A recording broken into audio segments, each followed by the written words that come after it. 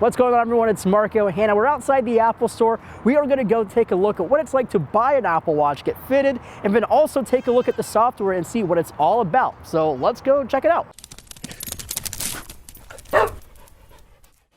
Alright, so the Apple Watch is now available for pre-order, and while these dates have been pushed back, you can go ahead and schedule your appointment to try these things on. And since this is such an expensive watch, I was really hoping that Apple was going to do something special like this. So how this whole experience works is you walk into the Apple store, you speak with one of the representatives about your appointment, then when it's your time to go in, they'll come and get you and bring you over to a table and ask you things like which arm are you planning to wear it on and which watches you want to try on. Now, our Apple employee was very accommodating to our more than usual trial since we all wanted to shoot this on video, but a huge shout out to Danny Winget for helping me out with the camera work and as well as some wrist modeling. Now, my first overall impressions of the Apple Watch is really the size and how small they are. At first, I had a 42mm watch put on my wrist and I seriously asked the question, so this must be a 38mm, but it wasn't. Then I actually did try a 38mm watch and I immediately asked for it to be removed off my wrist. These things are absolutely tiny, especially when compared to any of the Android Wear smartwatches. But the fit and finish of the watch, like the aluminum casing on the Sport and the stainless steel case on the watch, were both top notch. Now moving on to the bands, now one of my favorite bands happens to be the leather loop, which is also the one I pre-ordered for myself. Another favorite is the Stealth Black Space Gray Sport on Black Sport band, which is also one that I pre-ordered. Now I was really skeptical on this bracelet, the Milanese metal loop,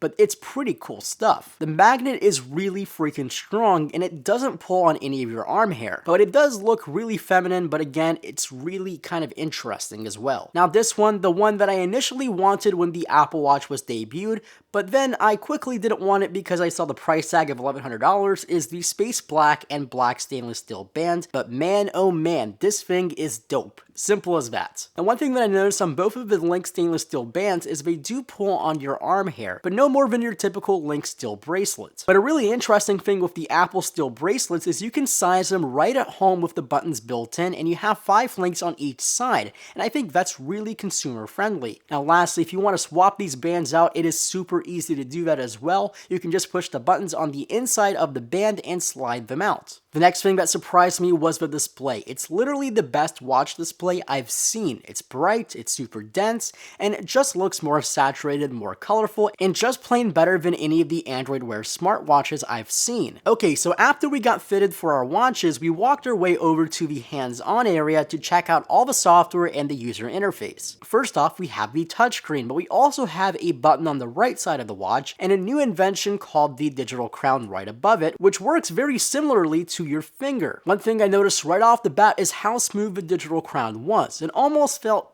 too smooth, like it wasn't tight enough, but that meant really good scrolling feedback. It knew exactly how fast I wanted to move, but it can also be as accurate as ever when you want it to. So the Apple Watch basically runs this interesting software that has independent full applications streamed from your iPhone. They will show up here in this circular springboard type of place. You can move around, you can use the digital crown to zoom in and zoom out, and you can either tap on the icon or zoom all the way in with the digital crown to open one of these applications. Now you also have applications like Apple Maps, and somehow it works, but I'm not exactly sure how useful it will be. You can zoom in and zoom out with the crown. You can also speak in destinations and have it give you turn-by-turn navigation, but we'll definitely have to wait and see how it works in the real world when we get our unit shipped to us. Now, Apple has also included Force Touch on the new Apple Watch, and a good example of how that works is in the Apple Watch face. If you Force Touch on the Apple Watch face, or basically press a little more firmly, you enter the watch face selector and can also edit your watch faces of different colors and different pieces of information. You're also notified of the Force Touch with the best haptic engine I've ever felt on a smartwatch. Now back at the watch face, you can swipe down to go into your notifications and see all your missed notifications, and if you have any messages, you can either reply to them or simply dismiss them like you would do on your iPhone. If you swipe up from the watch face, you go into Glances, which gives you a whole host of options. You can see glances from your loaded applications, and you can also see settings and battery saver modes. This all works very similar similarly to Android Wear, but they really have an Apple feel to them. Now, a lot of people are going to want to know how it's like to use the Apple Watch to respond to people's text messages. Well, actually pretty darn well. When you get a message or want to respond to a message, you are greeted with preloaded responses,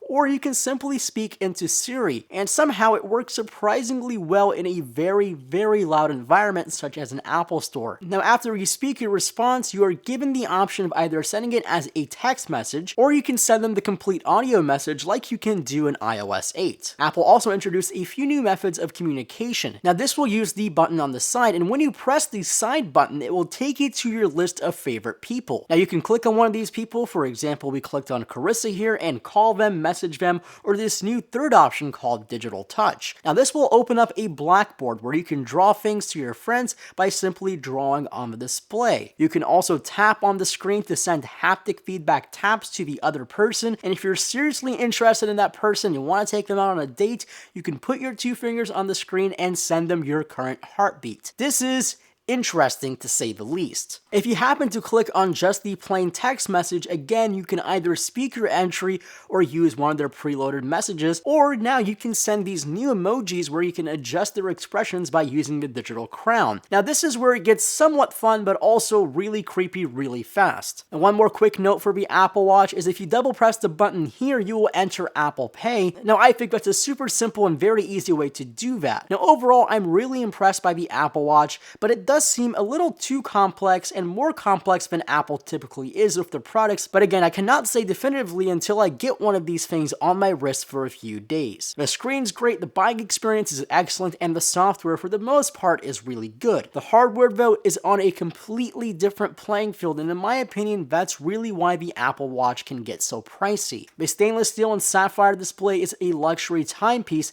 but I still think the Apple Watch Sport is a fantastic option. I just have a little uncertainty over the durability of that Ion X glass. But I'd definitely like to know what you guys think about the buying experience, the fitting experience, and also the hardware and software. Make sure to leave your comments below. Also, make sure to subscribe and give this video a thumbs up. And as always, my name is Marco Hanna, and I'll catch you guys in the next video.